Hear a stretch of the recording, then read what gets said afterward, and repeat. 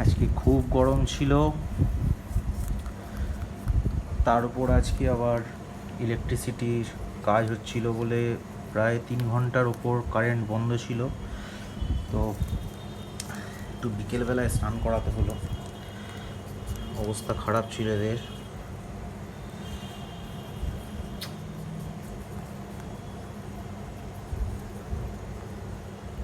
কি গো, তোমরা কি করছো? এসো এসো, হয় না এর ভর্তি।